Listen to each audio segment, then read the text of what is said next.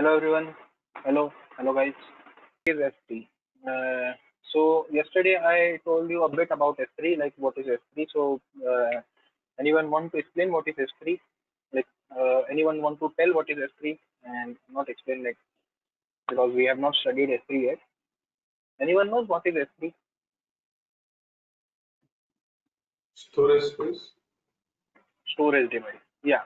So because AWS is a cloud service, so for any of the cloud service or for any of the services, we require a storage because without storage we cannot do anything, right? So S3, Amazon provides us storage service, which is S3.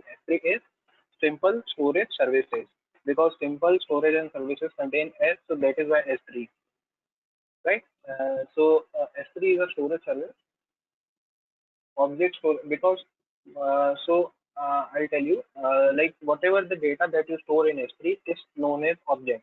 So that is why S3 is known as object storage services, right? Okay. Now, okay. So what we'll do now I'll tell you what you can do with S3 storage. So you can perform many operations with S3 storage. Like you can someone wrote something. Uh, my voice is clear, or any surround sound is coming from my mic.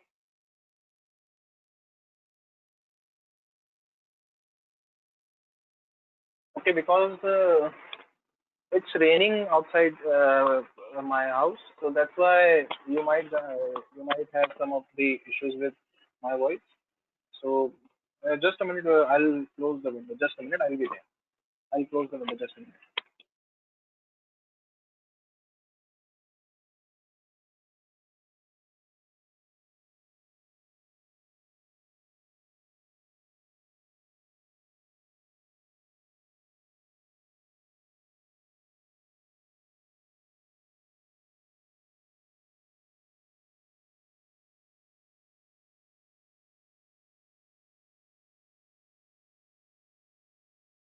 So now I think it should be better from previous one.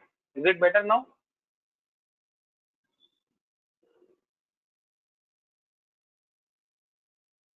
Okay. So we'll start with our today's topic, that is S3. So what I am saying is S3 is a storage service, and every data, like each and every data that you store in S3 is known as object. So that is why we also called S3 as object storage services. Okay.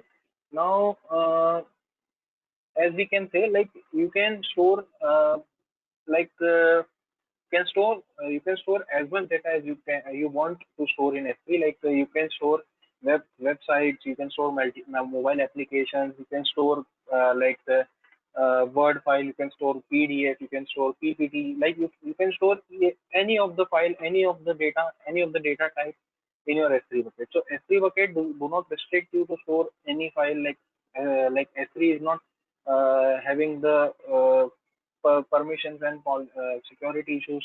So you can store any of the data in S3 bucket.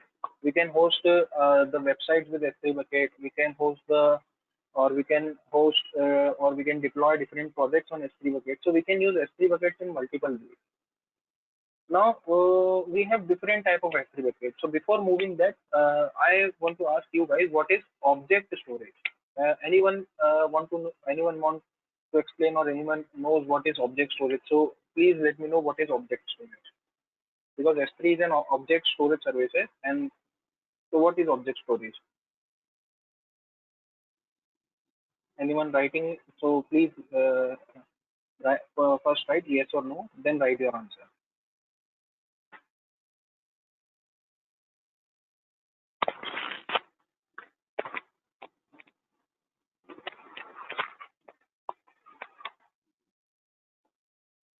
You guys are not getting my voice. Is it not audible? What's the question? Sometimes it is in between disconnecting. Pardon, Mukendra, pardon. Sometimes it is in between disconnecting for me. Might be here also in Bangalore it's raining actually.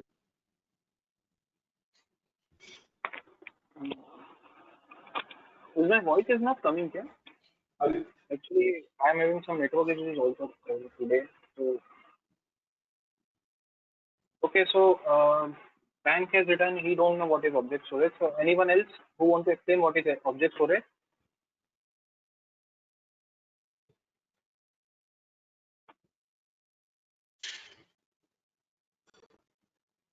Anyone explaining object storage? Otherwise, I'll tell you what is object storage.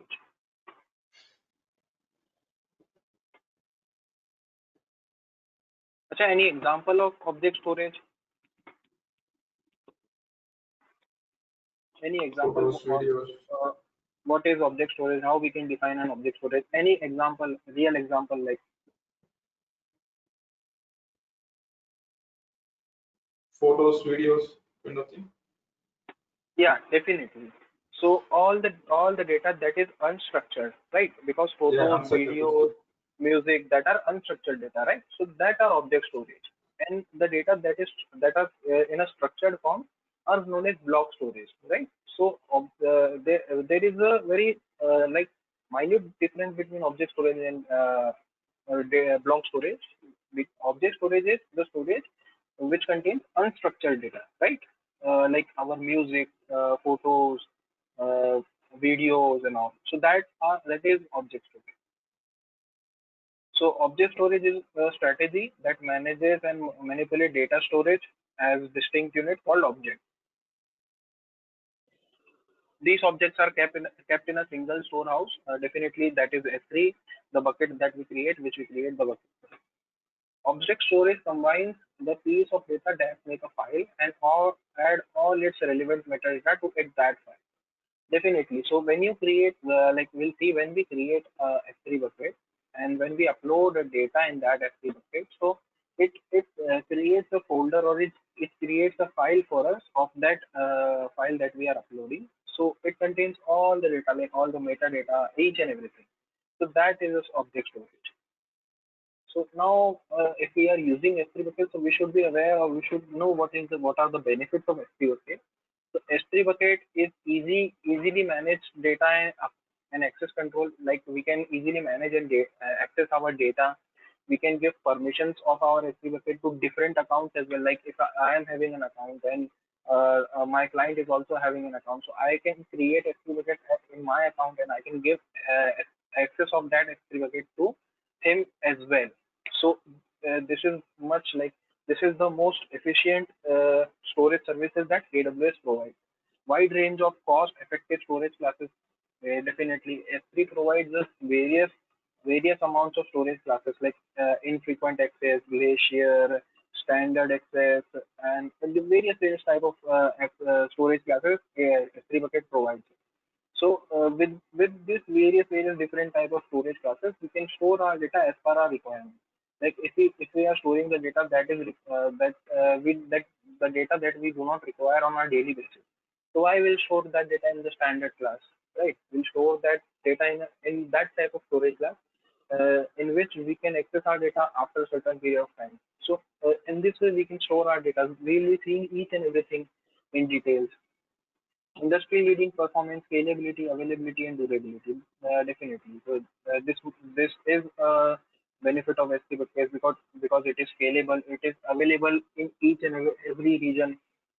So these are some of the benefits of S3 bucket. Uh, Thank you for doing something.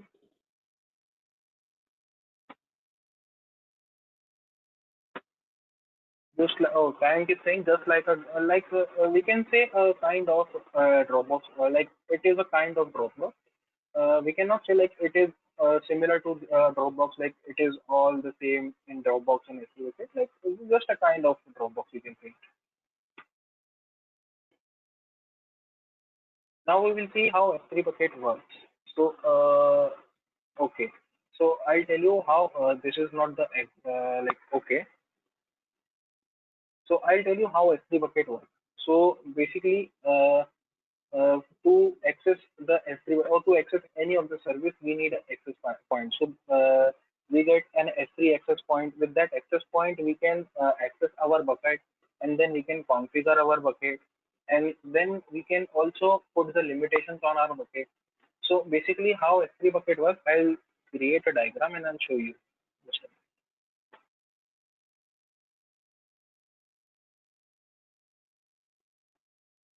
So let's say this is my S3 bucket.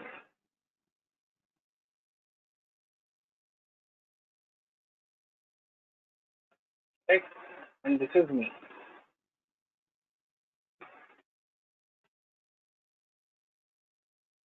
So if I am the root user or I'm the administrator or I have the account in which I created S3 bucket, so I can access it through my management console directly, right?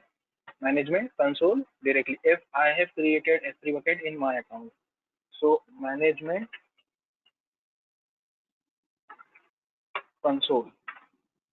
But if I am the user, I am like I am the user, like S3 bucket is not in my account, but I am a third party user and I'm an another account. So how can I access the S3 bucket? Because the data in S3 bucket, I also need that data in S3 bucket. So how can I access that?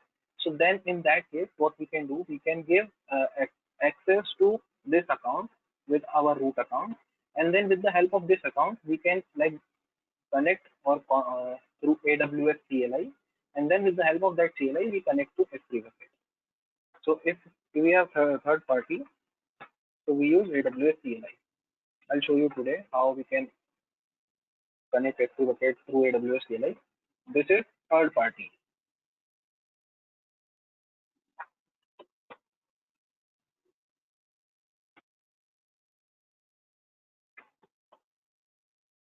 Okay. So basically, if I am creating an S3 bucket in my management console or in my account, in my AWS account, so I can directly access it through management console. But if I am giving access to the third party or the my client, so how he can access? On he can directly access it through his AWS CLI. He cannot access S3 bucket through his management console directly. He has to access the S3 bucket through his CLI. If someone wrote something,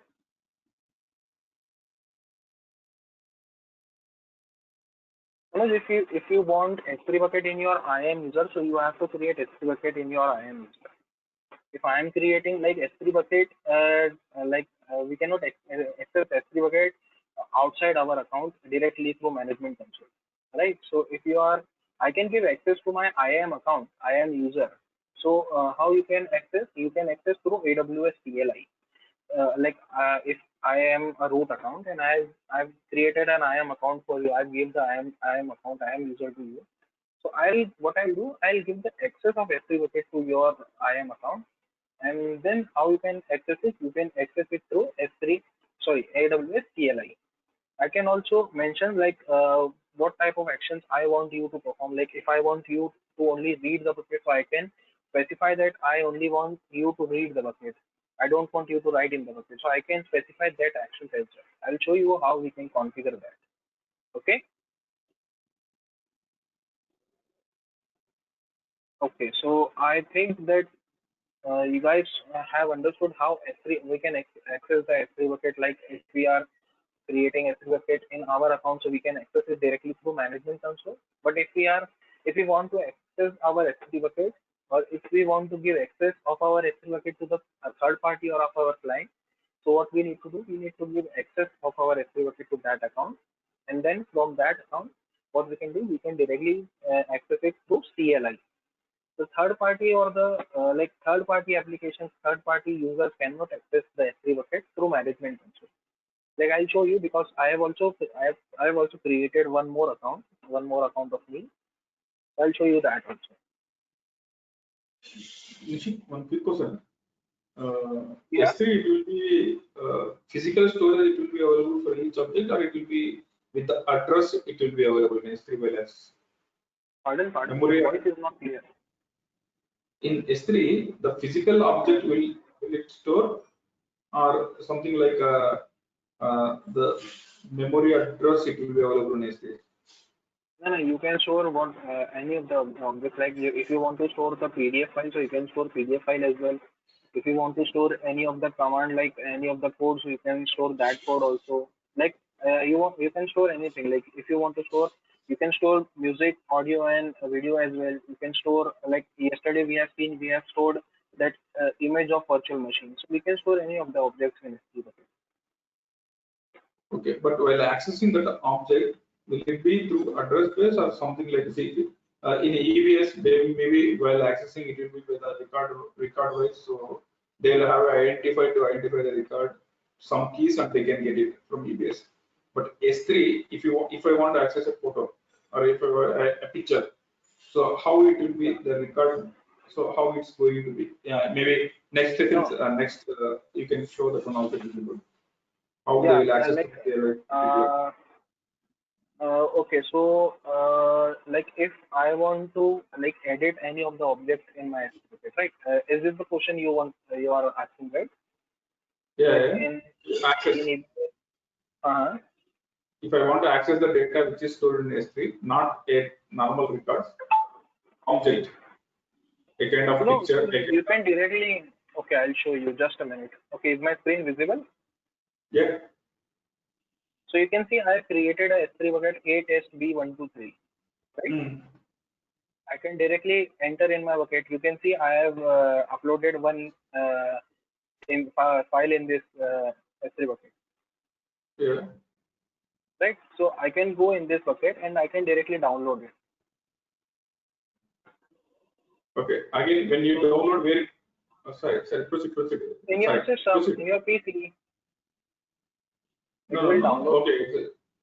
Okay. Like EBS, if I want a record to be, say for example, in EBS, I have stored some 10 records, a table of 10 records. If I want to access that table and record, it will be based on the record identifier I can access.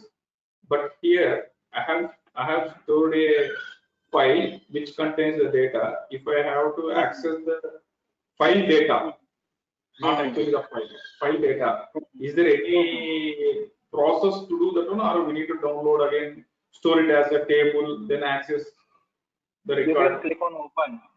Just a minute. You need to download it because AWS do not provide you any of the like a platform to view the data. Like if you open the data, open the object, now, so then also it will ask us to download, right? So Yeah.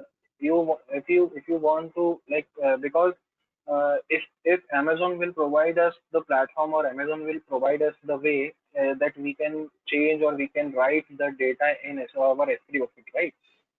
So Mm-hmm. in that case, if we are giving access to our client, so he or she can also change something in our S3 bucket. So that's why Amazon does not provide us to write directly into HTML. First of all, we need to download that. Then we can write because if we'll download that and then we'll write and then again we'll upload or we'll like replace that file. So in that case, like it will go to Amazon like how our data got changed. So they'll show us the log that this guy has downloaded the file and then this guy has replaced it. Understand? So that is why we cannot directly write anything in S3 objects. We need to first download it. Then we can write anything and then we can again upload it and we can create versions of that. Yeah. Okay, okay. Ravi is asking something. Ravi is asking, does objects could share by others? Yeah, definitely, Ravi. If you're like if you're sharing the bucket, so objects in that bucket will automatically be shared. So like if I am sharing this my bucket, so I can it will automatically be shared with my object will automatically be shared with that account.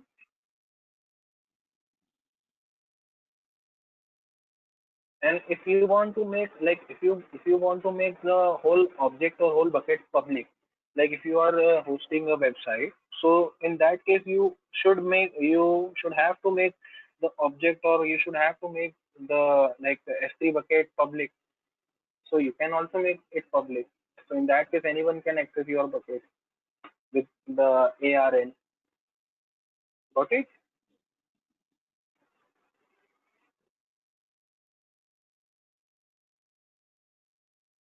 Ravi, are you there?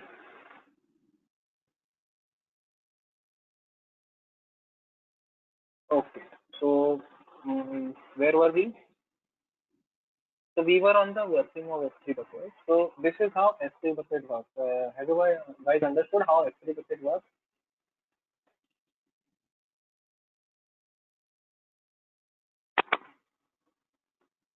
Or any doubts in the working of S3 bucket?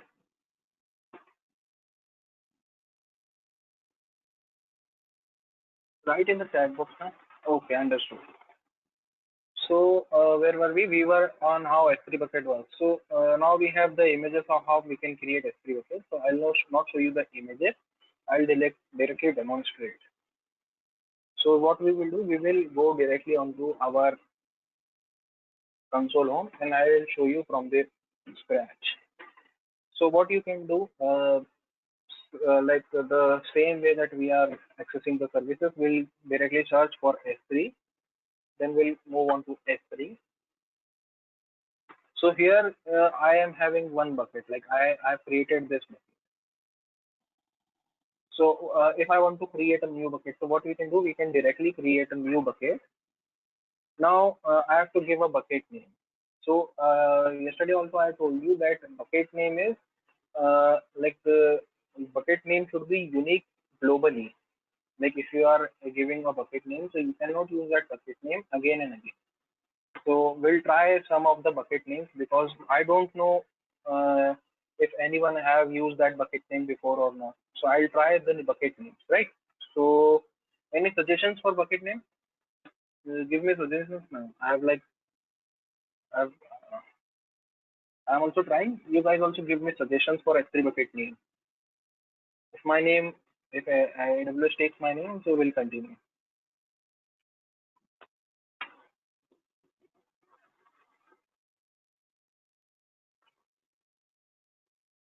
As a fruit is very common name. I think that this name. Let's see.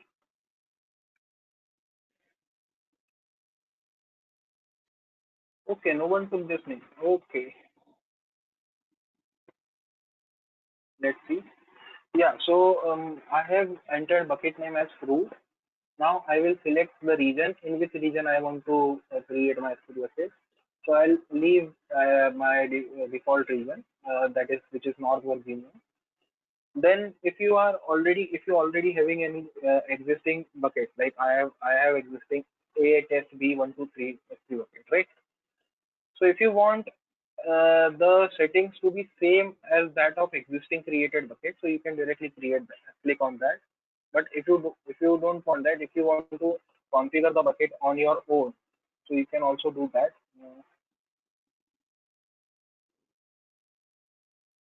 So what we will do, we will click on next. Okay, so see, uh, bucket name is already exist. So we will try another name, bucket root test. I hope this name will be free. Okay, so uh, AWS has taken the name which we have given him. So here now after giving the name to our S3 bucket, we have got some of the configuration options. So we can we can give access or we can configure this configuration here as well. We can configure it after the creation of our S3 bucket as well. So I'll tell you what are these configurations. So first of all, we have versioning. So anyone know what is versioning? What is versioning? Anyone know? Writing in the chat box. Anyone writing?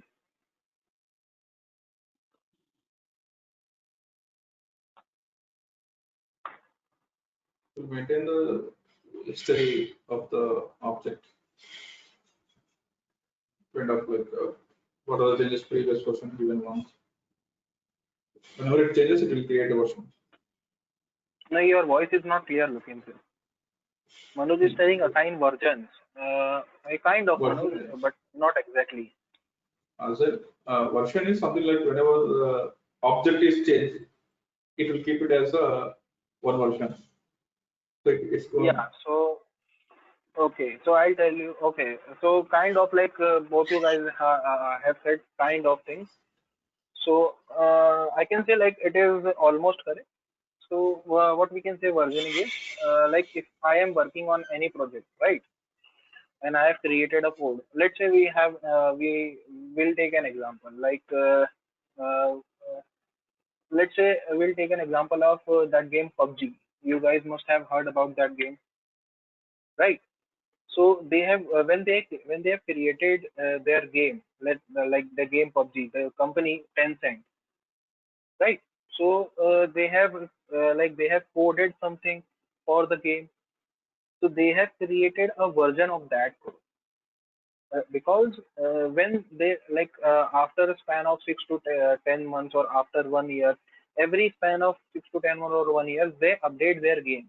So what they do, they just change some of the code or they update the code of their already created code.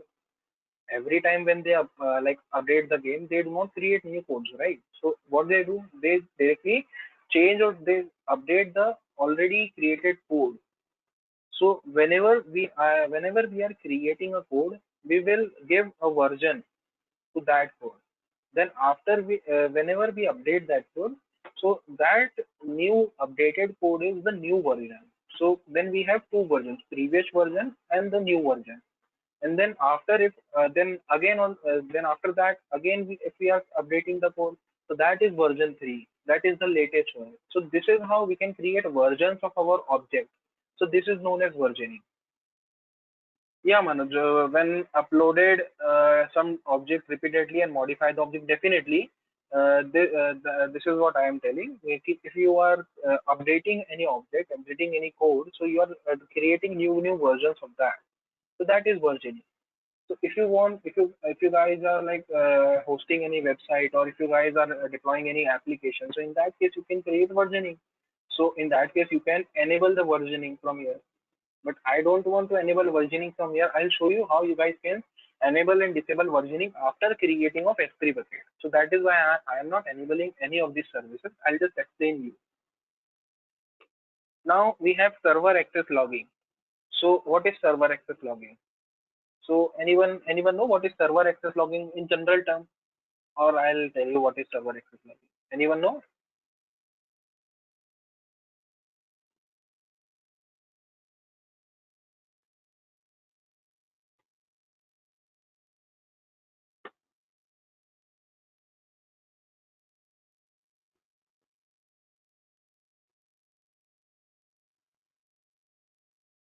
Authentication on, you're asking? Pardon? Yeah, Authentication. I asked what is server access logging. Anyone, if anyone know, then write or doesn't tell me. Okay, I'll tell you. So Manoj, okay, it's not a very serious question. What is server access logging? So I'll tell you what is server access logging. It is nothing but I've told you guys while ago. Ki if you Lokendra has asked me, ki, if we can edit our data in S3 bucket directly onto the management console, right? So at that time I told him we cannot edit any object directly onto the management console because if we'll edit that and if someone edits our data, so how come we can will be able to know who edited it? That's why Amazon has put it in permission that we need to first download it and then we need to edit it and then we need to re-upload it. So server access logging is whenever you are accessing your S3 bucket, so the logs of accessing the S3 bucket, any updation, any creation of new bucket at the server end is server access logging. Whenever you are creating an S3 bucket, accessing any S3 bucket in a particular server, so that server will create logs of your accessibility services like accessing S3 bucket, creating new S3 bucket, uploading data on that S3 bucket. So all the logs that are stored on your server, like on the server at which you are working, so all the logs that are storing there is known as server access logging. Log request to access to your bucket. So that is server access logging. We can configure it from here, but we will not configure it from here. We'll configure it after creation of our bucket. Now we have object level logging. So what is object level logging?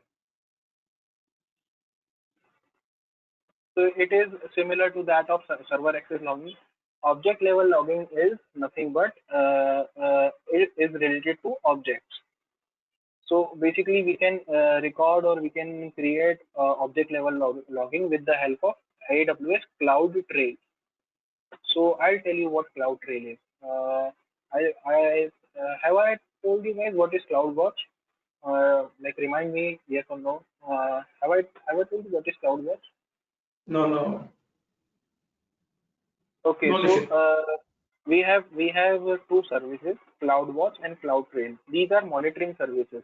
Remember, I've told you guys during the creation of EC2 instance, we can put CloudWatch for monitoring purposes. I remember, like I've told you that we can create CloudWatch for monitoring purpose of our EC2 instance, right? So CloudWatch, there is a basic difference between CloudWatch and CloudTrail. So CloudWatch, whenever we want to monitor any service or monitor any instance or monitor any of the like development tool that we are using in AWS. So at that time, when we want to monitor the service, so at that time we use CloudWatch.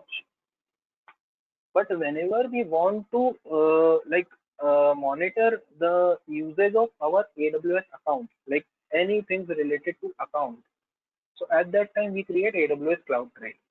Understood?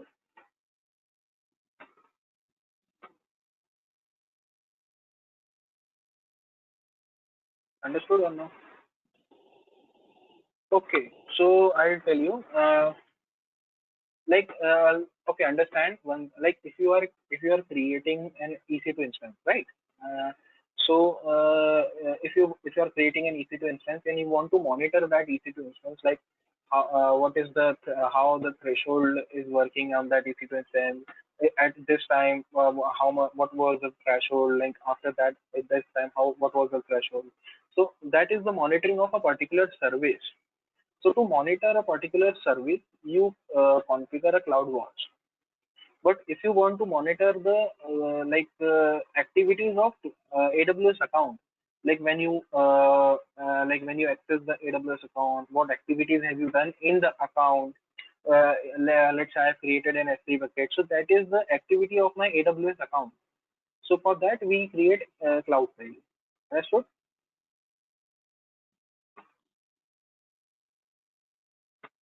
Okay. So for object level logging, we can create CloudTrail because if we are creating any object, so that the task we are doing is on our AWS account, creating an object, updating it, and this is not a service. Like using that object is a service, but creating that, uploading object, deleting object is a task of AWS account. So for that we create AWS CloudTrail. So for object level login, we can create AWS CloudTrail. Understood?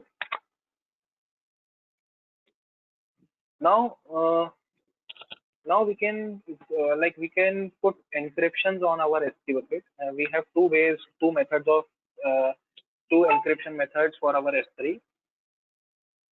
One is S3, S3 management key, managed key, and other is KMS. AWS KMS is widely used key management service of Amazon, right? S3 managed key is the key management service of only for S3 bucket. But KMS is a widely used key management service of Amazon, AWS. Okay, so we can create encryptions in two methods like Amazon S3 managed key and Amazon KMS. I'll also show you, or I'll also tell you what is the difference between S3 managed key and KMS later on. But now I don't want to put any encryption on my machine. Now we have advanced settings. So in advanced setting we have object log. So like if I am uploading any object and I want that object to be logged in my bucket permanently, right? So I can configure object log. So if I'll configure, look, I cannot configure object log from here, right? So what is object log? Object log require bucket versioning to be enabled. Why? Because if we are creating object log, so that means we are permanently allowing our object to be in the bucket, to be logged in our bucket. So for that we need to create version, because as soon as we are creating the versions, we don't want our object to get lost or to get deleted. So that in that case we can create object log. Then we can also create CloudWatch. So why CloudWatch will, what CloudWatch will tell when it be deleted, then yeah, we need to just remove the object log from our object or from our bucket. Then we can delete the object. I'll show you how we can do each and everything from after bucket creation from the bucket. Okay. Now we can also create CloudWatch. So why CloudWatch? Like how much object is used, and if I have hosted a website from S3, so how much the threshold of that website, and also for that we can create CloudWatch. Okay. I'll click on next. Now we have permissions. So if I am hosting any website or if I'm deploying any application, so in that case we cannot block the public access, because if we'll block the public access, so how can someone will be accessible to our website? So we need to remove the public access. But if we are storing some of like critical data, right? So in that case we can block all the public access. So I'm blocking my public access. Then we'll click next. Now here we can review all the permissions, and then we'll create the bucket. So you guys can see I have created this bucket. Now this is my previous bucket, and this is my latest bucket. Now I'll show you. Are you guys clear till now? Then I'll show you the further configuration.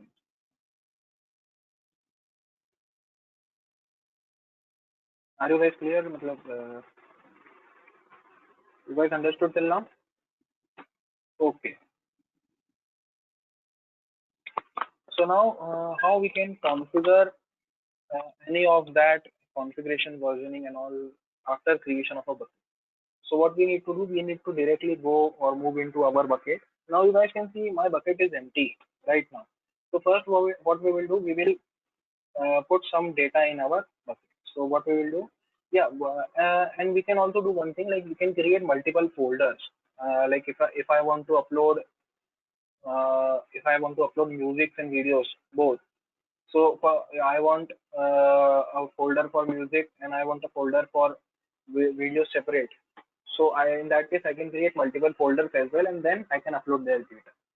So I'll directly click on upload, and then I'll add the file. So I'm selecting this root key access file, and then I'll open it. So now my file is selected. Now we'll go through each of these steps, right? So we'll click on next. Now here we have option of giving permissions, like we have managed user. So this user is me, right? And if you want to give access of this object or of this bucket to other users, so you can directly add the user from here. So what you need to do, you need to give the canonical ID or email address of that user. So I'll tell you guys where you will find the canonical ID. Till then, I'll show you with the email address. So I'll show you.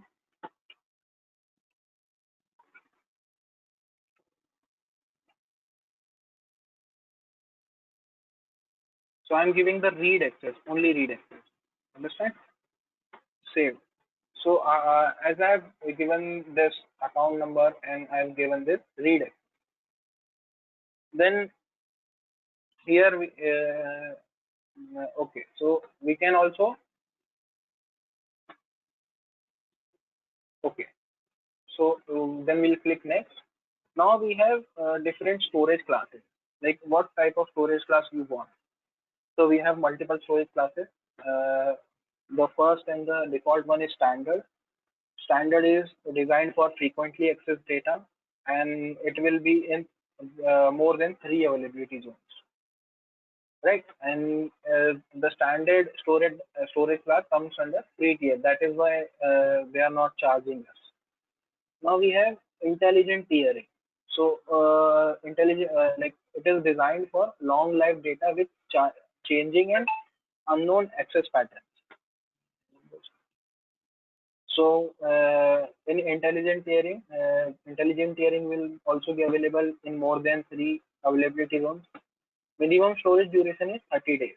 So you need to store any of the data for minimum of 30 days.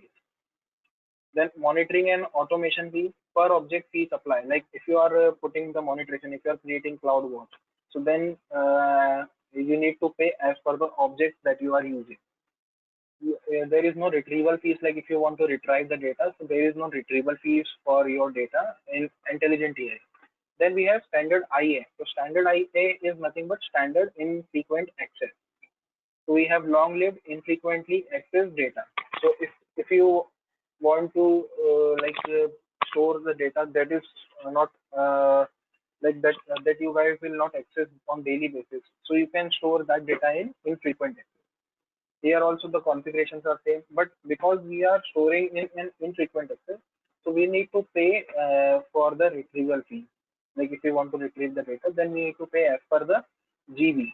I'll show you how you can figure out, or how you guys can figure out all the payment that all the fees that Amazon will charge you. Then we have one zone IA. So one zone IA is one zone infrequent access. Now one zone infrequent access is also long-lived, infrequently accessed non-critical data. So now this storage class will available in more than one availability zone. It will be available like minimum storage duration is 30 days, and the retrieval fees is per GB fee supply.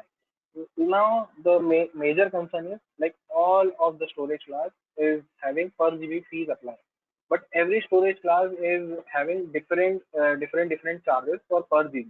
Right? So I'll show you how you guys can figure out what is the charge for this type of storage class. Then we have Glacier, and then we have Deep Glacier after. So basically, if you guys want to store a data for 90 days and 180 days, like you guys are storing the data, then you guys don't need the data for like 90 days, 180 days. So why you will store that data in standard storage class or standard infrequent intelligent here? So if you don't want that data for 180 days, so then you can store it in deep glacier. So as soon as you store any data in deep glacier, so from then till after 180 days, you will not be able to access your data for in the span of that 180 days. So these are the storage class. Now we can also create the encryption of on our objects, same S3 manage key, master key, and KMS master key. So if you want to create an encryption, so you can create an encryption as well. We'll go on next. I'm going with standard, like default one. Then it will the page will show you the review of each and every configuration that you have done. Now you need to upload it. So you guys can see my file is being uploaded. Okay, so my file is uploaded now. Now if I want to change any configuration, so I'll directly move in the file.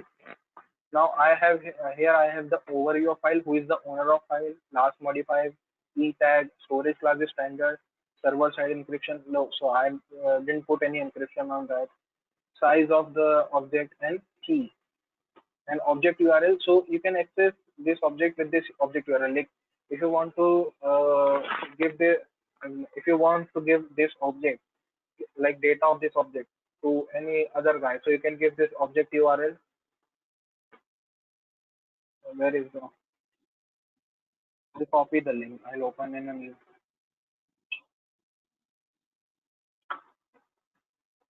So you guys can see access denied because I have closed the I didn't give the public access to this object. That is why it is showing me access denied. But if I'll give the public access, then in that case I'll be able to access. Anyone wrote something?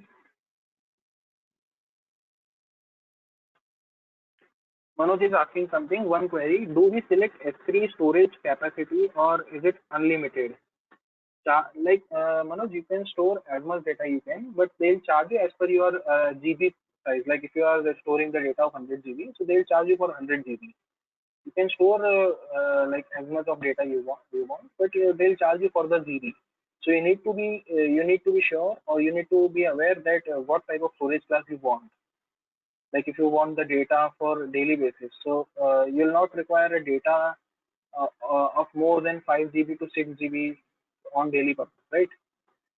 You are storing the data of more than 50 GB, 80 GB. So that data is not that much important for you on daily basis. So you need to be aware of choosing the storage class, right? So you can store as much data you want, but they'll charge you as per the GB. And I'll also show you how you guys can calculate the price. I've told you that we have AWS price calculator. So I'll show you how you guys can calculate the estimate price, or like if you're storing 50 GB of data, so how you can calculate the monthly estimated price. Okay. But there is a limitation, right? Nishit, like each object more than 5 TB or 5 GB, it should not be object maximum. It should not be exceed to some capacity. Pardon. Each object size, it should not exceed 5 TB or something like. You can store as much as possible, Yeah. but when you, something limitation is there, right? No, At object. that's what I am telling. You can no. You can store multiple data, multiple objects, but there might be some of the limits of data, right? Like particular objects. Yeah, correct. So you can store multiple objects, as much as object you want to store. You can store multiple objects of like huge data, like huge storage. Like you can store 50 GB, 80 GB, 100 GB. So that is not the case.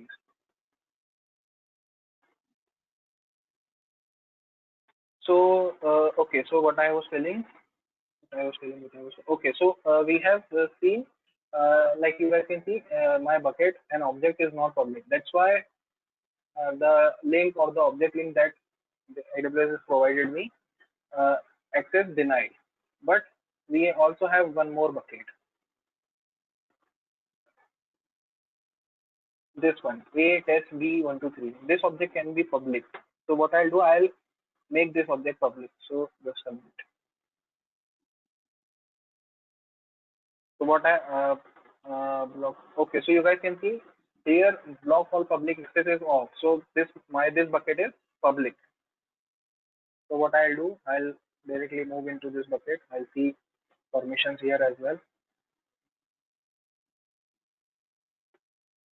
So I'll select, or I'll copy this link, or I'll open it. Okay, access denied. So there might be some of the other problems. Let me figure it out. Okay, so I've made this public.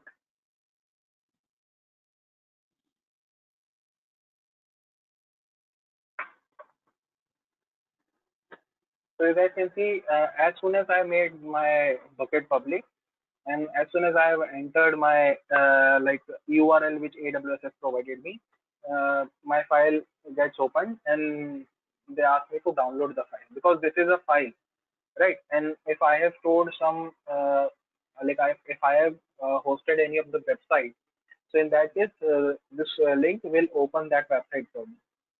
So this way we can access our data. Now I want to show you guys like how you guys can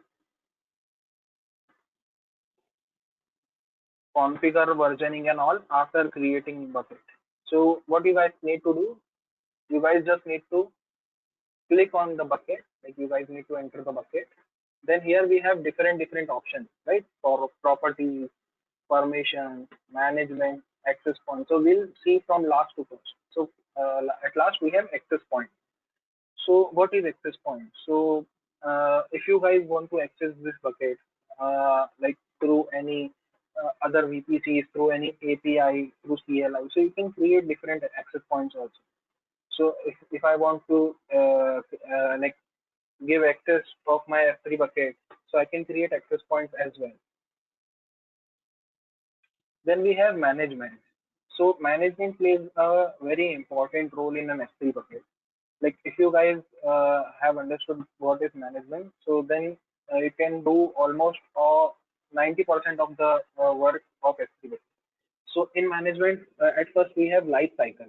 So what is life cycle? Like if you are storing a data and you want you want that data to get deleted after 90 days or after 120 days, or like if you are creating versions, different versions, like if you have created two versions and you want like previous version to be with you for 180 days, and then you want like the previous you want previous version to get deleted after you created new version, like after 180 days of creating your new version. So you can create life cycle policy.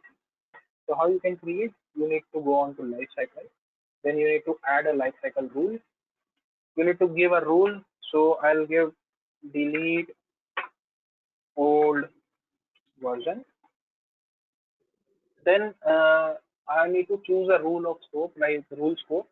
Limit the scope of specific prefix in tag. So if I want a specific uh, prefix or specific tag, like if I want a specific object, like I want to configure a lifecycle rule on a specific object, so I can do that as well. But if I want to apply my lifecycle rule on all the objects in the bucket, so I'll select this. Okay. If you want to select a specific object for your lifecycle rule, so what you can do, you can directly type here and you can select that. But if you want to select this for all the objects, then you can apply it. Then we'll go next. Now here we have class transition, storage class transition. So we have two versions, like previous version and current version. So you can add transition of previous version and current version, like object three. What type of transition? Like you want to send your data from storage access to Glacier, deep Glacier, storage infrequent access. So you can do that. Like if you have updated your version, so you want your previous version to move to Glacier or Deep Glacier after 90 days. So you can create that. So what you guys need to do, you guys just need to select previous version. Then you need to select transition to Glacier after how much days. So we can they'll show you. You can send your data like days after object become non-recurrent. So after 90 days, my date. So they'll send my previous version to Glacier after 90 days of non-recurrent use of my previous version. So in that case, in this way, we can create lifecycle policy for previous version and for current version as well. Then we'll go next. Now we have configure expiration. Like transition and expiration are two different things. Anyone know what is the difference between transition and expiration? Anyone writing in the chat box? Please tell me yes or no.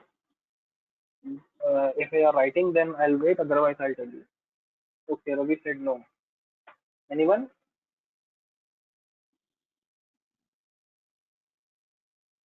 Okay, so I'll tell you what is difference between transition and expiration. Okay, I'll tell you guys. No need to worry for that. I'll tell you. So, if you have some of the data with you, right, and you are not using that data on daily basis.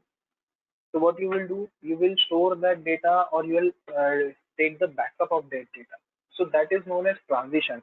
Like the data is not in use on daily basis. Like that data is not in use by you for on daily basis. So what you'll do, you'll transition that data. Like you will move that data from your daily usage file to the backup file.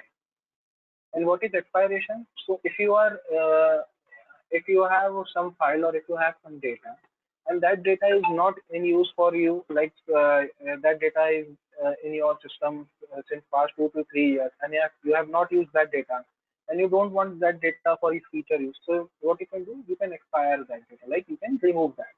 So that is expiration. So if we are creating a life cycle rule, so we have to create transition and we have to create expiration.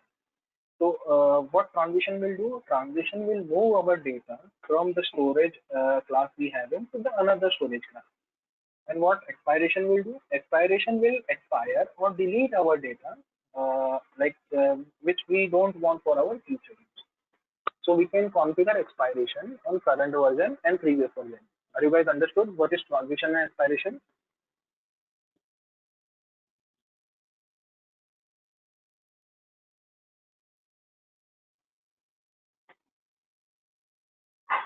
Okay.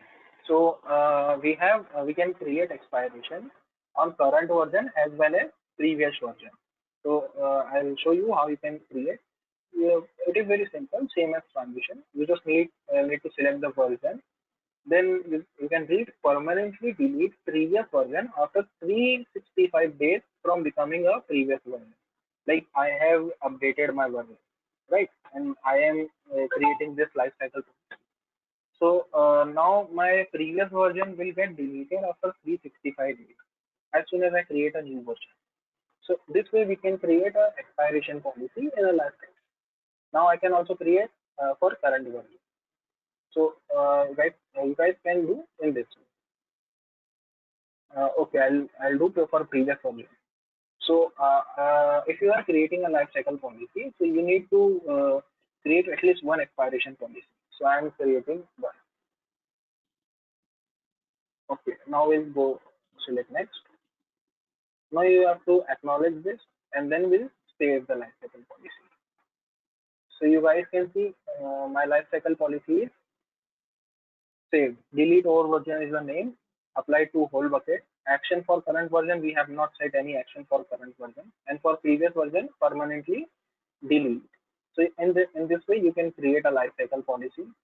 You can also take the actions like enable lifecycle and disable lifecycle policy. So you just need to select. You need to, because now as soon as you create a lifecycle policy, it is automatically enabled. So you can disable it. I have disabled my lifecycle policy. You guys can see this blue tick become slightly gray. You can also select and delete it. So my lifecycle policy is now deleted. Have you guys understood how to create lifecycle?